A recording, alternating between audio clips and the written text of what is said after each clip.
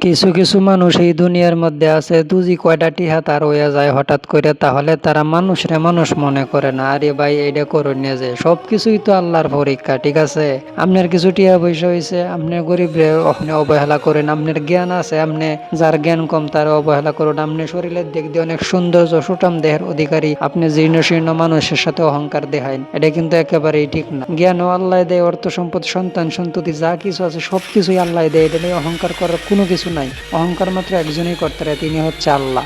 আপনি অহংকার করবেন তাইলে কিন্তু আপনি খুব তাড়াতাড়ি ধ্বংস হয়ে যাবেন। আল্লাহ তাআলা সূরা আনফাল 28 নম্বর আয়াতে বলেন, আমি তোমাদেরকে ধন সম্পদ সন্তান সন্ততি দিয়ে শুধু পরীক্ষা করব। এই পরীক্ষায় ফেল করন যাইতো না কিন্তু ভাই। একটা বাগানের মধ্যে যেরকম এক জাতের ফুল ফুটলে কিন্তু বাগানের সৌন্দর্য যেরকম হয়, বাগানের মধ্যে বিভিন্ন রকমের ফুল যদি বিভিন্ন জায়গায় উপস্থিত থাকে তাইলে কিন্তু সৌন্দর্য তার থেকে 100 গুণ বেশি বাইরে যায়। আল্লাহ তাআলা কিন্তু পৃথিবীটা এইভাবেই সৃষ্টি করছে। যদি মাত্র শুধুমাত্র বড় লোকই থাকতো এই পৃথিবীর মধ্যে তাইলে কিন্তু এই পৃথিবীর ধ্বংস হয়ে যাইল। কারণ বড় লোকরা কাজ করতো না, গরিবরা কাজ করব, গরিবরা পরিশ্রম করব।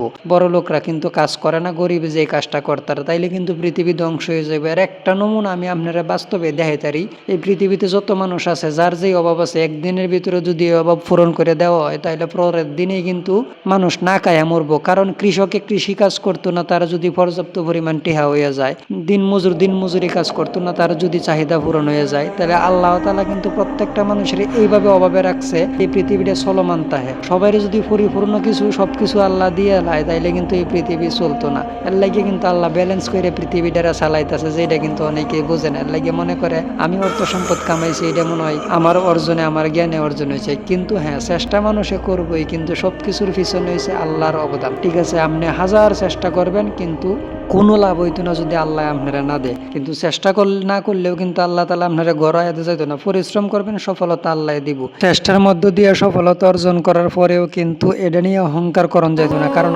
অহংকার কোনো মানুষের বিন্দু পরিমাণও সাজে না। কারণ অহংকার করার মালিক একমাত্র আল্লাহ। অহংকার আল্লাহ তাআলার চাদর, এটা আল্লাহ তাআলা নিজেই কইছে। কেউ যদি অহংকার করে আল্লাহ তাআলা বলেন সে যেন আমার চাদর নিয়ে টান দেওয়ার সমান অপরাধ করে। আল্লাহ আপনারা প্রচুর পরিমাণ জ্ঞান দিছে, এই জন্য আপনি একজন মূর্খ মানুষের অবহেলা করবেন, অবজ্ঞা করবেন, অপমান করবেন, হইতো না। জ্ঞান আল্লাহ আপনারা দিছে, ধন সম্পদ আল্লাহ আপনারা দিছে, সুন্দর শরীরের অধিকারী আপনারা বানাইছে, সবকিছুই আল্লাহ আপনারা দিছে। অসুস্থ মানুষ আছে সেই জায়গায় আপনারা সুস্থ বানাইছে, আপনি আলহামদুলিল্লাহ কইবেন। গরিব মানুষ আছে সেই জায়গায় আপনারা বড় লোক বানাইছে, আপনি আলহামদুলিল্লাহ কইবেন।